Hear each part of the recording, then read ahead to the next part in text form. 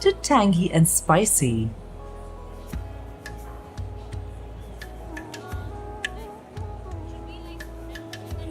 Served with prawns and buttermilk, and best enjoyed on a traditional banana leaf.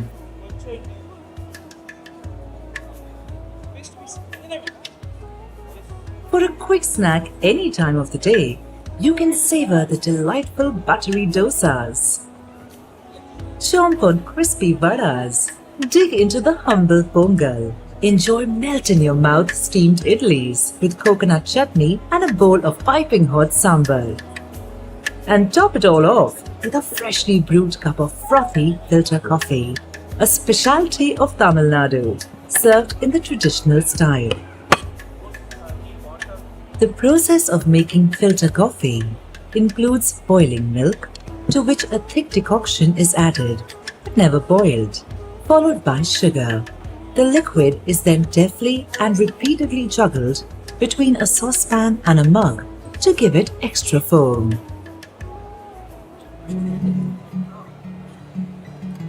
Chettinad cuisine is known for rich spices and textured flavor, which comes from ingenious use of spices like star anise, fennel seeds, cinnamon, cloves, pepper, and cumin seeds, usually stored in a special spice box called Anjirai Petti.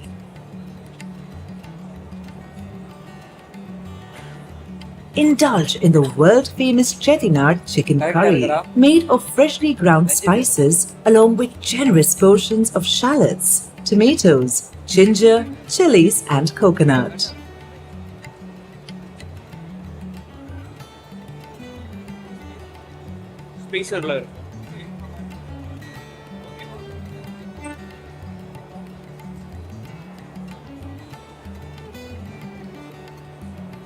The Chettinad Paniyaram is a popular snack made using idli dosa batter, flavored with spices and served with sambar or chutney. Another popular vegetarian dish is the Vendikai Mandi or Chettinad okra curry, which is made with simple ingredients like okra, salt, turmeric, sambar onions, and tempered with mustard seeds, urad dal, asafoetida, and curry leaves.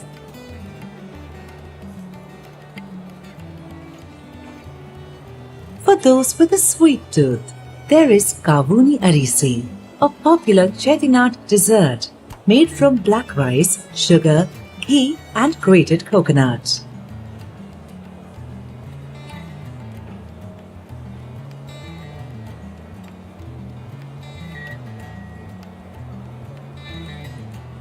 If you have a large appetite, the extensive spread of a Chettinad thali is a feast of a lifetime.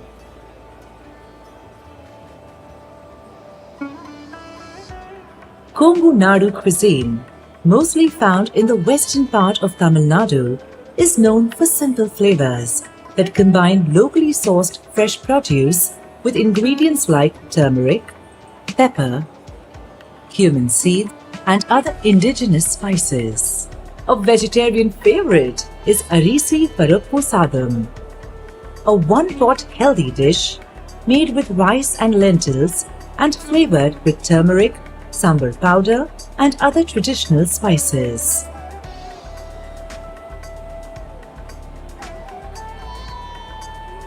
Non-vegetarians will love the Kongu mutton curry, which is a dish cooked in a thick gravy made of tomatoes, onions, chilies, curry leaves, and lots of turmeric.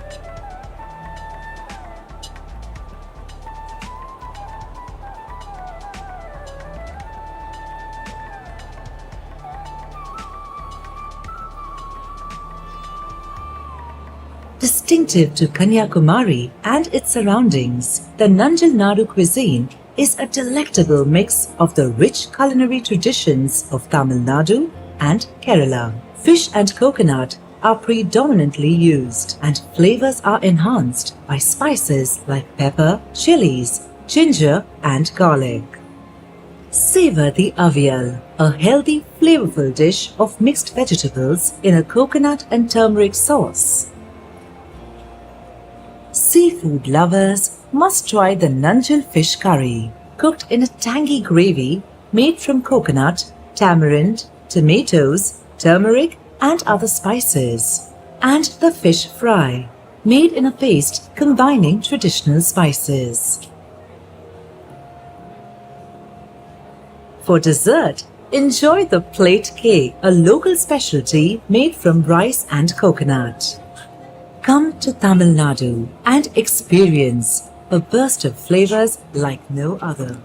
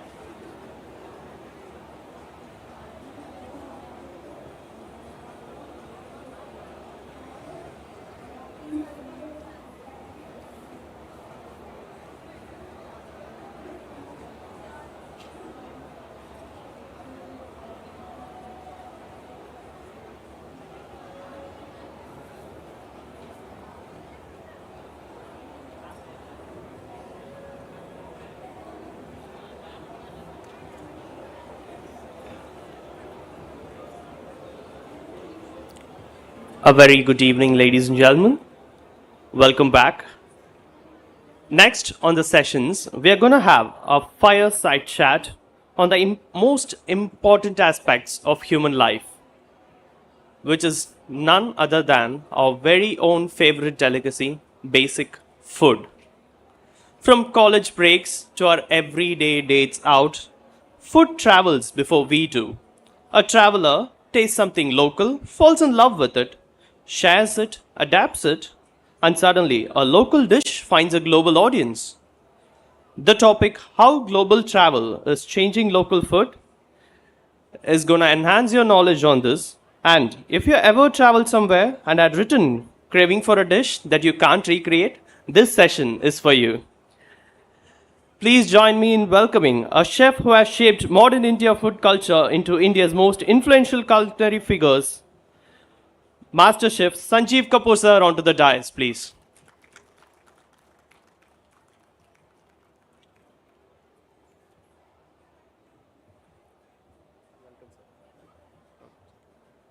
On the other hand, we have India's foremost authority on culinary heritage, a celebrated historian. Please put your hands together for Mr. Pushpesh Pant on the dais.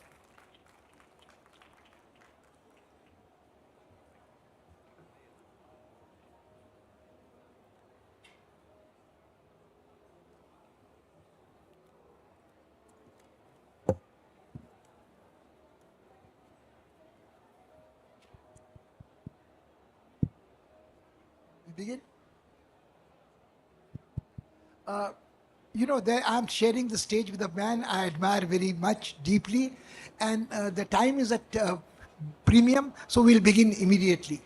We were together day before yesterday, and Chef Sanjeev Kapoor said something which has struck in my mind. He said, he was talking to a young audience, and he said, we talk of tradition and we talk of future and we do this and we say whatever is traditional is old. And he said, why don't we live in the present? Why don't we focus on present moment today? Because what is contemporary today will be traditional, old in future, and very soon. The way technology is telescoping things is fantastic. I think that is what I think we should, but before I ask him to respond to this, I also have some quibbles with the topic of the discussion, where it says that traveler comes, tourist comes, acquires a taste for the local, and the local becomes global. Tamil Nadu is an exception. Tamil Nadu is peninsular India, which has had ties with the international travelers, not only tourists, traders, adventurers, businessmen, merchants, scholars, from 1500 years ago, even before the birth of Christ. Tamil Nadu was trading with Rome, Greece. Excavations bear that out. armadas of Pallavas which have gone to Malay archipelago, Indonesian archipelago, Vietnam and things of that kind. And you have ties with the rest of India, which I think is fantastic, which is a global universe in its own. If you take the undivided subcontinent of India, you have a universe of its own. So I would like to ask Chef Kapoor these two things to comment on. What he thinks is relatively more important, because it is not only global tourists brought the flavors here. He took our flavors somewhere else also. So it was local, global, constant, this interaction.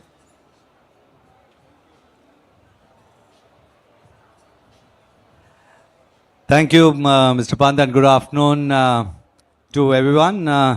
Very happy and honored to be in company of Mr. Pushpesh Pant, and I must tell you that whenever he speaks, world of food sits up and listens, because he is an authority, and I can tell you, in my years as chefs, I have followed him. I have seen what has he done, what he's written, and wherever he writes, I am always there to read, because if there is any information which is being shared, then if we don't consume that, if we don't benefit from that learning, it's a waste of life.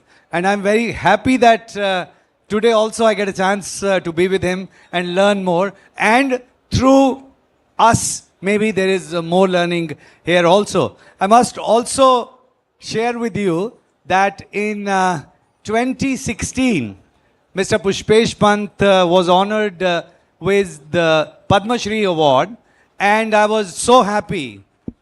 I know, sir. I was so happy that in world of food, there was no one who was getting recognized. Next year he was. Yes, next year I got that. Next year, 2017, I got that. So I think he opened the door for many people. And last year we had somebody from Chennai, Chef Damu, who was actually supposed to be here with us, but unfortunately he is not well. So we are missing my dear friend Chef Damu with us today, but I'm sure he'll be well soon. So sir, I think the point that you made, and the topic that is there, like everything, everything travels, be it air, be it insects, be it human, be it flowers, be it honey, be it bee, be it food ingredients, everything travels, and it's meant to travel. And this is, sometimes it's necessity, sometimes it's a desire, sometimes it's something that you want to do. So in such a scenario, the impact is it's commingling. It's not only one way, as he rightly said. It's always, it's both ways. It's like when people say that, oh, I got this. It's in accounts, there is something that is called debit and credit, right? So it's always somebody gives, somebody takes. So it's a two-way process. So whenever when we are talking, when people say that, oh, let's create a win-win. I said, actually, normally it's not a win-win in this situation. In this situation, it will be win-lose. In other situation, it can be a win-lose for you. So you can be a beneficiary. It's not a loss or anything, but what I'm saying is a give and take. So same way, when somebody travels here, what we see, Sir also talked about the present. Let's look at what we call authentic today. What we feel that, oh my God, this is ours. How can this change? Nobody can change this. If what we call things that are ours, maybe a little over 500 years ago, they were not ours, right? We didn't have ingredients. So if somebody says, we see this fight between Odisha and Bengal on Rasgulla, but both of them didn't have cheese. Both of them did not know how to make that cheese before Portuguese taught us to do that, right? What we are fighting today, actually is not there. वो किसी की बीवी लेकर कोई भागा है, दो लोग लड़ रहे हैं, right? So that should not be the case. But what we have got, I think we have also given the world a lot. Sometimes what we take, we adapt more, and what we give, and actually we may not use that much more. One ingredient I can say is we have adopted chilies much more than maybe I wouldn't say should have. Maybe I think we have done it at cost of pepper. If we look at how much pepper we are using today versus how much chili we are using today in Indian household, so chili will win hands down. Whereas across the world, barring few countries, most of it's pepper that wins. Who gave them that pepper? We gave that pepper to them, right? So it will always be that. And it's not only ingredients, it's the dishes. If we are sitting in Chennai, I remember when automobile companies started to come here, when Koreans started to come here, everyone knew that the best Korean food in India, if you have to eat, you had to travel to Chennai. Suddenly Chennai became a place for good Korean food. And that's something which will happen. It's need-based. Koreans wanted, it's like, we went to Switzerland, Jungfrau, peak mountain, snow-clad mountain, and there was pav bhaji waiting for us there. Was I happy? No, I was not happy. I wanted to eat Swiss food, but that's me. But what do you have to say? No, I think it's a great statement. I think it's an osmosis. We don't even know what we are imbibing. Take the classic dosa story. The dosa is masala is potato, and it came with the Portuguese. So I was crazy. Uske pehle kya hota tha? It was raw banana. It was some kind of a wild potato, and you have dosa metamorphosing into variations like a egg dosa, a keema dosa, chocolate dosa, all kinds of things. We have now in Mumbai for many years spring dosa. They put noodles into it. Lovely. But you know, the beauty is that this is what connects peninsular India with North India. You go to Ladakh, you would have a idli and a dosa, which has not changed because people would like to eat it unchanged there. They would not like to eat the noodle dosa there because noodle is intrinsic to their own cuisine, a thukpa or some such thing. So I do think that that's important. And I do think it is important that we have a mind. Like we take of ingredients, Chef Kapoor talked very eloquently of pepper. The session before this was talking of turmeric. And turmeric is what connects us with medicine, Ayurveda, Siddha, immunity, modern science. Sort of there is a fight about patenting also of that. But that was what part of our food was. And that I think we should not forget at all. Talking of turmeric without pepper. See, if you don't have pepperine or bioperine, you add into turmeric, the bioavailability of curcumin goes manifold. So importance of every time you eat turmeric, make sure there is pepper in it. And it's scientific, it's medically proven. There are many papers on this. What is there with us, but whatever we will bring. Most of the time, so sir talked about dosa. Now let's look at what we eat it with sambar. It's very recent. It is actually modern dish. It's not even... Absolutely. I still remember I worked with a few historians, and first time my interaction, and these are very reputed historians of India, and I wanted to talk about, I said, and the topic it was on dietetics in ancient India. And I said something, and they said, no, we are talking ancient. So what you are saying is recent. It's only 400, 500, 600, 700. Ancient is much before that, right? We think that 30, 50, 100 years is a long time. In matters of history, in matters of culture, in matters of tradition, these are actually very small periods. 100, 200, 300, 500 years is very small. It's like Darwinian theory, right? 2.5 billion years ago we have to talk, right? We used to look like monkeys. Now we call ourselves as humans. But think of it that if people were to say that what we are today, maybe 2.5 billion years from now, maybe we'll look very different and people will look at how humans looked then. This is what we used to look back then. We don't know what it would be. So this change, whether we like or not, whether we want or not, whether it is good or not, whether we debate here or not, whether anybody listens to it or not, it will happen. And is it something we should embrace? I think we have to embrace a change that is around us. Resisting change, maybe there will be a resistance, maybe there is some energy that goes in, but can we really change something? It's not that easy, is my view. I have another curiosity. You know, I mean, I'm somehow can't get over the session before this. There was a discussion, and they said that there are sometimes when we talk of future, we have to go back to past, which is millennia old. And I think Mr. Ramesh was saying millets have become fashionable now. But when I was growing up, I was having a ragi dosa, I was having a ragi holige, and everybody was eating that.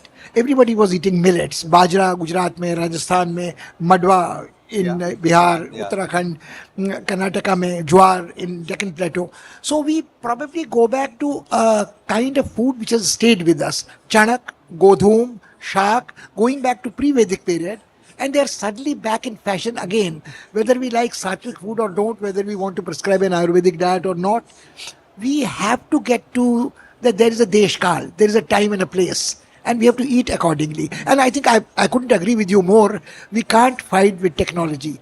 Kabhi wo motor pesal bhi technology, high technology thi, kabhi silbatta bhi high technology thi, and if you have what we are discussing, the hand-pulled mixie, and that also is there. Very, very interesting thought on millets. I have my own story on millets. So this was in 2016. Government of India, they were doing World Food India. They invited me to curate that for them. And I realized that while I was doing many other things, a few months before this, I was checking what millets was called in different languages and more in Hindi, because every time I would do show, and millets in 2016 was not popular, people were not talking about it, and I did Hindi for millet, I googled it and it says chara. Chara to me is cattle feed. I said, but this is something that we used to eat. Millets, we used to eat ragi ki roti, my mom would make it. And we never used to like it because the way it was made, it was very dry. We didn't make it the way it is done on the Deccan Plateau. And I used to hate it. And my mom used to say, nahi, you have to have it. It gives you strength. It's cement ki roti. And I must have said, oh my God, what a way to give us that food. But that millet as chara was not acceptable to me. And I'm glad that I played a small part in promoting that from talking to the Ministry of Food Processing, then our Honorable Prime Minister, then at G20 time, Mr. Amitabh Kant or many other people. And I'm glad that today we are there. But when it comes to what is old will become new, I think everything is cyclic. Punarjanam. In Hindu mythology, we believe that, right? You take birth again. Same is the case. You look at fashion. Fashion is sometimes this trousers, they have big flares, some small flares, something, right? But it comes back, goes back, comes again. It's cycling in nature. How nature is cyclic, day and night, ebbing of moon and full moon and all of that. Same is the case with everything. Sometimes that period is small, sometimes it's more, sometimes in our lifetime it does not come back and we say we have lost it. Actually, it's just that the cycle is longer. It will definitely come back. And maybe there are new things also will come. I have another curiosity, and again, I must get back to the session before this. There was this discussion that the Gen Z has an attention span which is not more than 30 seconds. So you have to give them everything in bite-sized pieces. Now, how do we ensure that the wisdom of the ancients and the contemporary evolution and the trends do not sweep them off their feet, and they at least get the kernel of this feeling is cyclical hai. The fashion may pass, but you still would benefit if you did that. No, I think very important. There are Gen Zs and millennials here. My view is that each generation that comes new is smarter than the older generation. Older generation may always complain and say that, oh my God, this, look at what they do, look at what they do. It's just that older generation is not up to speed with them. And that's why we feel like that. And we cannot comprehend. I think it's our comprehension that is at fault. My belief is that in long run, it's the every newer generation knows it better. It's just that our appreciation is not that. We may think that their attention span is 30 seconds. They are so fast that they can understand much faster than what we can do. It is how we can think at speed more than speed of light, right? I think their ways, they are much faster. That's what I think. No, I think the ancients also had the clue. They had the sutras and aphorisms. You say Annam vai Brahma, Annam vai Rasa. You just get two coded aphorisms. It is the cosmic reality and it is the enjoyment of life as well. I just have one other curiosity which tantalizes me sometime. It is this, that we talk of global and local. And we tend to forget that the Indian subcontinent is a mini globe of itself. It is 1/4 of the population, second largest producer of rice, sugarcane, fruits, vegetables, export. We are either number one, number two. Certain are our tea, champagne, spices, we are the topmost. As long as we are this mass of humanity, does it matter that we follow global trends? One last question which is related to this and you will answer it brilliantly. The big business of food.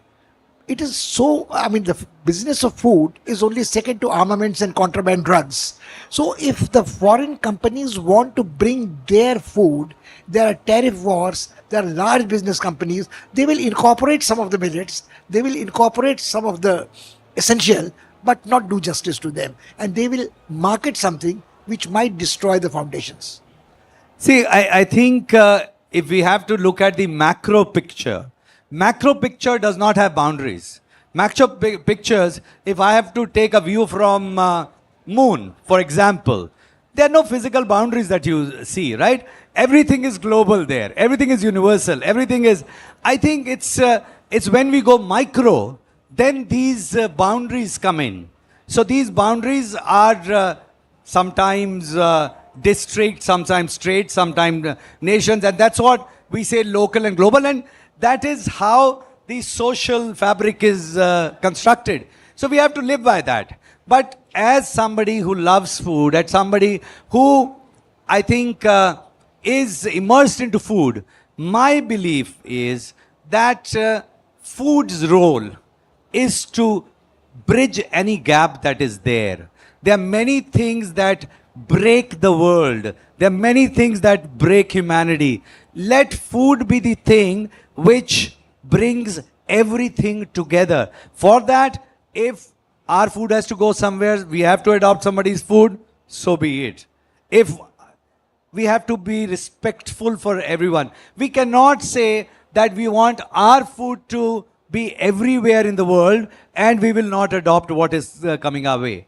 I think that is not something we should do, one. Also, business-wise, since you talked of business, sir, I think as a business, it will be counterproductive. So it makes more sense to have that symbiotic relationship, that have that more automatic osmosis will happen. And that's what will work. You have stimulated me into one last question again. I'll cheat a little. From the moon, you have a blue dot, and it is one. When you come down to Earth, there are linguistic states, there are states organized because of strategic reasons. You have artificial divisions. So what was the footprint of the Madras presidency, the old Tamil Nadu, the old empire of the Cholas, the Pandyas, the Pallavas and so on, the Cheras, the port of Mujiri and interactions? We have continuities. We have forests which don't recognize man-made boundaries. You very well put the Orissa and the Rasgulla counterproductive thing.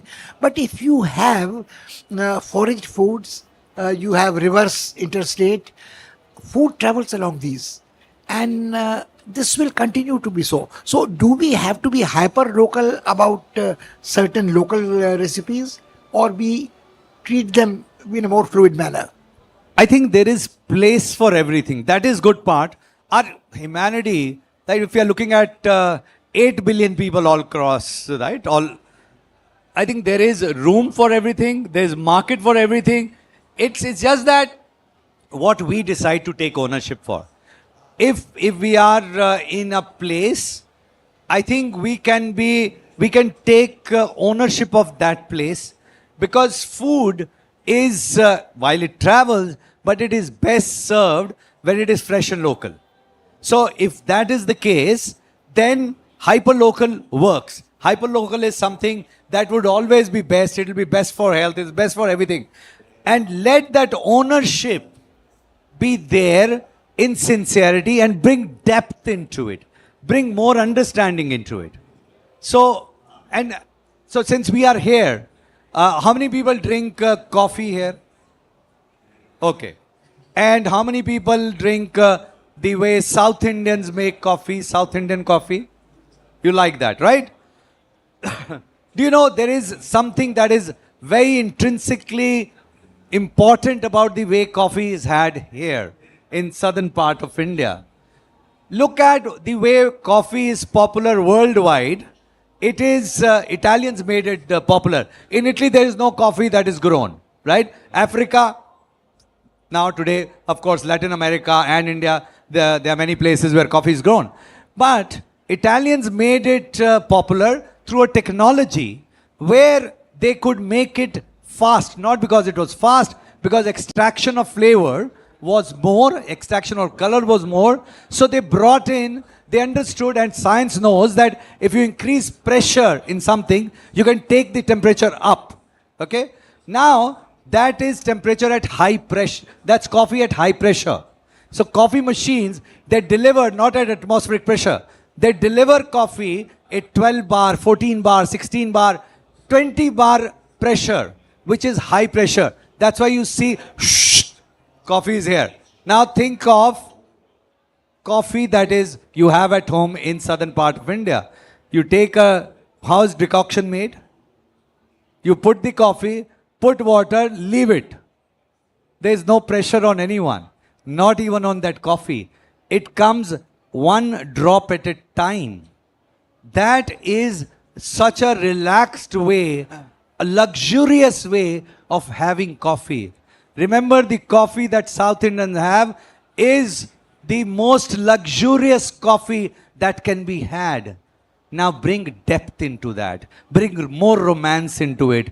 Talk more about it. Let there be that this is the best coffee that can be there. And how many people knew that, okay, whatever was the reason, but adding chicory to it, that it will bring more body and thickness into that coffee. Right? Nowhere in the world you add any thickener into a coffee. There can be milk, there can be other things. But chicory is a root. It gives that thickness and body to coffee. How many people know this? Right? So that is what chicory does. So this kind of coffee under low pressure is unique. This is a legacy that has been built. We have got it. Coffee is not old. Coffee is recent to India. Tea and coffee both are recent to India. Okay? So in that recent, we have got something, let it go in a way that when people maybe 1,000 years from now talk about it, oh my God, this is something which is there. For example, let's say Pongal from here. That does not change. It has always been there. It's much before Portuguese came here. Right? Sambar was not there, but Pongal was there. There is a lot of audience which is young students from IHM Chennai, and often they are confused by messages that cook for your guests the home food or do a lot of theatre at the table. And there, most of what you have said applies to how you enjoy food at home. So what is the difference which they should keep in mind? What would be your advice to the young students about to graduate from IHM Chennai? What should they follow? The home style food or the theatricals, the Michelin star table? So food, there is only one way, the honest way. Food, you don't need to do too much. So you have to, if you have to do too much other than food, that means you're causing distractions. That means those distractions are more important, but the real value will go in. But if you are not honest with food, if you're not putting in that kind of depth in food, if you are not making sure, it's not about ingredients in the cupboard, how they are grown, what is the legacy. Go to the, how many people of, instead of Chennai, how many people go to farms? Do you go to, have you been to, okay, you are in Tamil Nadu. How many people go, seen how turmeric is grown? Students. Students. Do you know Tamil Nadu grows very good quality turmeric also? Northeast is known with high curcumin count with Lakadong and all. But Tamil Nadu grows a lot of turmeric also. So find out, homework for you, find out where it is grown, how it is grown, what makes best turmeric, and that best in everything. When you can bring best of ingredient, apply best conversion of that, which is that cooking, then the distractions, that theater of it, is something which you don't need to do too much of it. I'll give very quick 2 examples. This was my time in a restaurant in Denmark called Noma. At that time, and we were filming for CNN some story, global story we were doing. And this was at a restaurant called Noma, where at that time that restaurant was rated number 1 in the world. Number 1 restaurant in the world. Chef, very dear friend Rene Redzepi. And the new dish that he was, he says, Chef, early in the morning, let's go, we'll go foraging. Okay. So we go to a farm. And what do we take out? He was growing some black carrots. We also have beautiful black carrots, but black carrots. He took those black carrots with him, brought them to restaurant, and he just scraped them, and he stewed them. Stewed those black carrots for 8 hours at very low temperature. Just stewed black carrot. And one of his star dishes in that restaurant, when it was number 1 in the world, was that slow stewed black carrot. Just no drama on that, just 1 carrot on that. And people were saying, wow, what is this? So that's something. Remember, this is, I'm talking number 1 restaurant in the world. Now, so since I was there and black carrot, so I told him, I said, we make a drink with this. So in North we make kanji with it. So I was explaining kanji to him. He couldn't understand. He says, oh, so how does it become sour? I said, it's ferment. He said, but what are you putting to ferment? I said, no, it's just these carrots, water, salt, mustard seeds, and a little bit of red chili powder, and that's it. And it'll take, because it's cold, it'll take more time, but it'll ferment, and he could not believe. So I made that, left it for him, and when it became kanji, he was so excited. And since we were sharing a lot of knowledge, we became very good friends. And as we were leaving, he was working on a new dish. New dish. What was that dish? So I said, Chef, I have a gift for you. Okay. There was a small jar, like a jam jar, this big. And I could see there was some soil, small soil in that at the bottom. He puts his hand into it and he takes out something and he'll give me your hand. And he puts it. There's a big red ant that's there. He says, Chef, this is my parting gift to you. This is orange flavored ant. Please try it. Which I did. And was it orange flavored? It was. And it was the next dish that he was working for his restaurant. So theater is when you get into ingredients, food. It's not what you can make into flowers or you can do. हर बारी पूड़ी में से चिड़िया नहीं निकालनी पड़ती. You really don't need to take a bird out of a puri to create that theater. But yes, whatever will give you, whatever is your specialization, what you want to do, choose that and bring depth into it, depth into it. And I say this to younger generation that don't think that everything can be done in a rush. Few things take time, like a perfect cup of filter coffee. Thank you. Thank you so much. It's been wonderful. No, so much. But all good things of life must come to an end. So I think I can see the young man looking eagerly in our direction. Thank you so much. Thank you Thank so you, very sir. much. Thank you.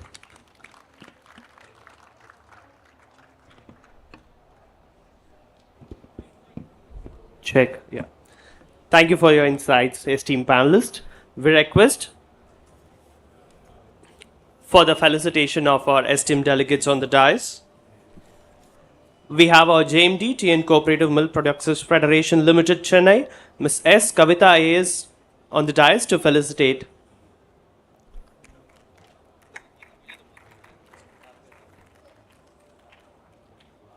First, we'll have the felicitation of Mr. Sanjeev Kapoor on the dais with a round of applause, please. First, we'll have the felicitation of Pushpesh Pant on request of Mr. Sanjeev Kapoor.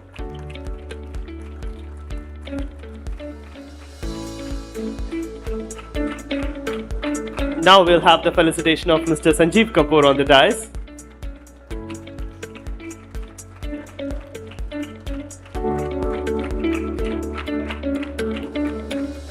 We once again thank the esteemed panelists on the dais for their insights and inputs. Thank you, sirs. Thank you.